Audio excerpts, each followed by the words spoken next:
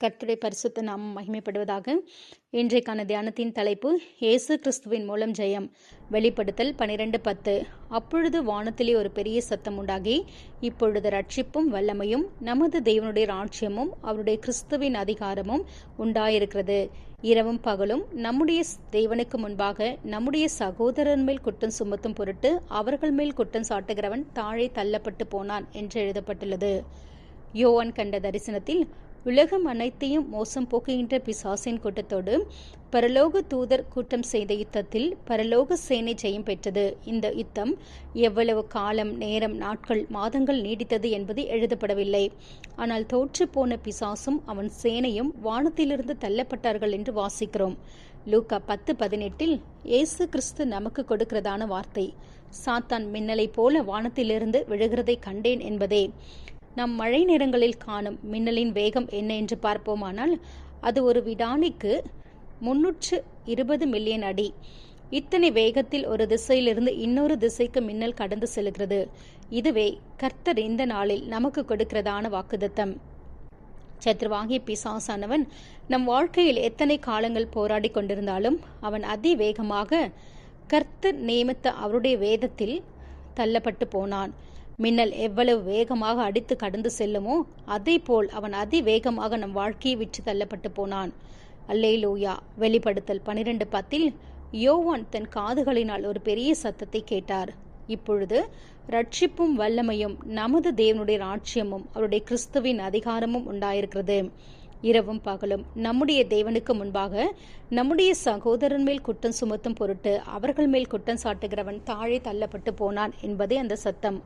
உலகத்தின் அதிபதியான பிசாசானவன் தலை நசுக்கப்பட்டு அழிக்கப்படுவதற்காகவே கர்த்தருடைய பிள்ளைகளின் கரங்களில் கொடுக்கப்பட்ட யுத்த ஆயுதங்களின் பட்டியலே இந்த வசனத்தில் எழுதப்பட்டுள்ளது.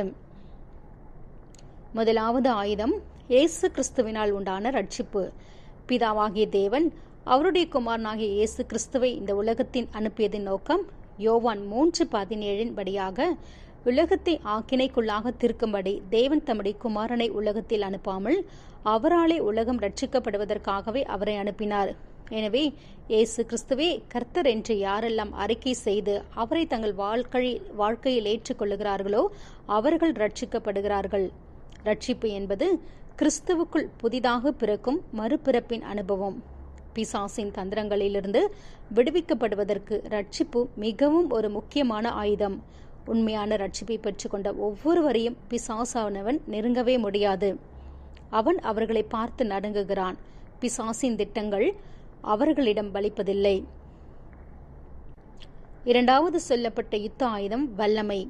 மத்தேயு 6:13 இயேசு கிறிஸ்து போதித்த பரமண்டல ஜெபத்தில் கடைசி பகுதியில் ராஜ்யமும் வல்லமையும் மகிமையும் என்றென்றைக்கும் உம்முடையவைகளே என்று வாசிக்கிறோம்.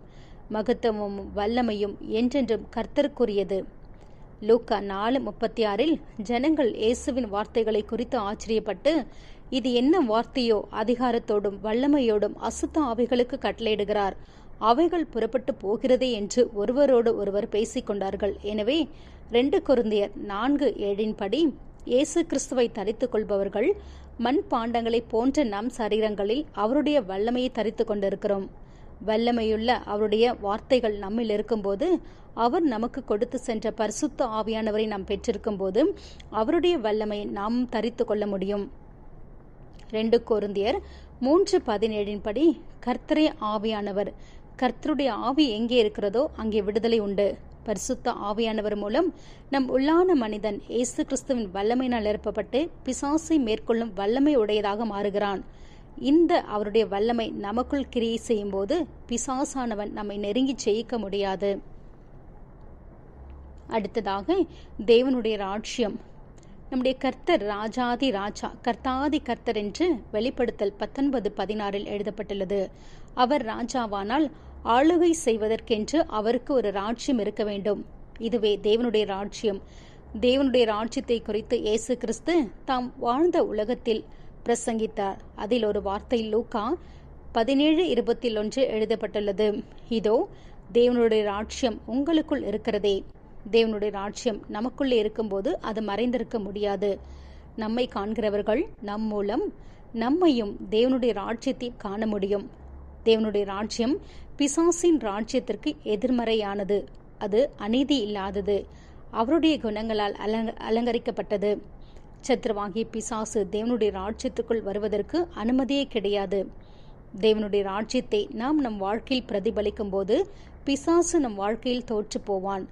தேவனுடைய ராஜ்யமாகிய இயேசு கிறிஸ்துவே சுவிசேஷம்.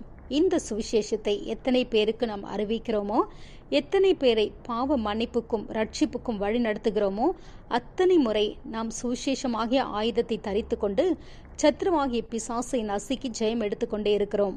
இயேசு கிறிஸ்து ராஜ்யத்தின் சுவிசேஷம், சத்ருவை விழப்பண்ணும் ஒரு வல்லமையான ஆயுதம். எனவே தான் பவுல் 1 கொரிந்தியர் 19:6 சுவிசேஷத்தை நாம் பிரசங்கித்து வந்தோம், மேன்மை பாராட்ட எனக்கு இடமில்லை, அது என்மேல் விழுந்த கடமையா இருக்கிறது. சுவிசேஷத்தை நான் பிரசங்கியாதிருந்திருந்தால் எனக்கு ஐயோ என்று குறிப்பிடுகிறார். கடைசியாக இந்த வசனத்தில் கொடுக்கப்பட்ட யுத்த ஆயுதம் கிறிஸ்துவின் அதிகாரம். தேவனுடைய பிள்ளைகளாகிய சீஷர்கள் ஒவ்வொருவரும் இயேசு கிறிஸ்துவாகிய பரலோக ராஜ்யத்தை தங்கள் செல்லும் இடமெல்லாம் கொண்டு சென்றார்கள். அவர்களுக்கு கர்த்தர் கொடுத்திருக்கிற அதிகாரம் லூக்கா 10:19 இதோ சர்ப்பங்களையும் தேள்களையும் மிதிக்கவும் சத்ருவினுடைய சகல வல்லமையை மேற்கொள்ளவும் உங்களுக்கு அதிகாரம் கொடுக்கிறேன், உங்களை ஒன்றும் சேதப்படுத்த மாட்டாது என்பது.